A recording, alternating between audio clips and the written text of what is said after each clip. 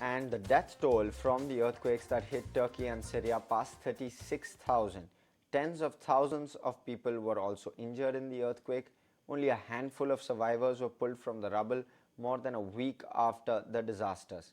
UN Relief Chief Martin Griffiths said the toll is set to rise further.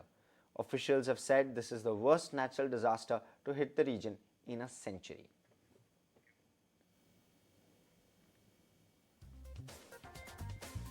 And all eyes will be on the release of the Labour Department's Consumer Price Index data today. The CPI was trending lower as 2022 came to a close, but it could show that inflation was strong, perhaps even stronger than Wall Street expectations.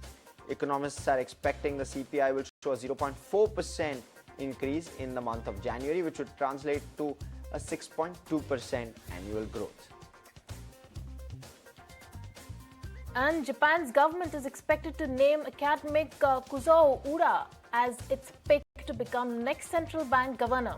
This is a surprise choice that could heighten the chance of an end to its unpopular yield control policy. Now, Ueda is a 71-year-old former Bank of Japan Policy Board member.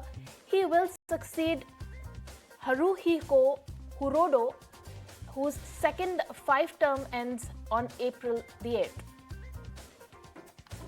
And let's talk about Ford. Ford Motor announced that it will collaborate with a Chinese supplier on a new $3.5 billion battery plant for electric vehicles in Michigan, despite tensions between US and China.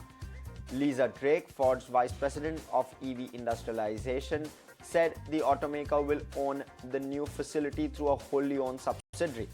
The plant is expected to open in 2026 and employ around 2,500 people. US Secretary of State Antony Blinken is considering meeting top Chinese diplomats in what would be the first face-to-face talks after the United States shot down a Chinese spy balloon. Earlier this month, Blinken postponed a planned trip to Beijing due to what he called an unacceptable violation of US sovereignty and airspace by a Chinese surveillance balloon. The US military says it has since shot down another 3 unidentified objects flying over North America.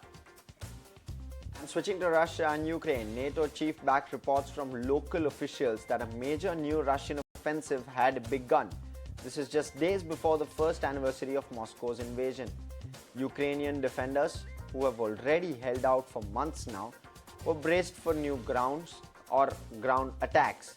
Positions in Bakhmut have been fortified and only people with a military role were being allowed in.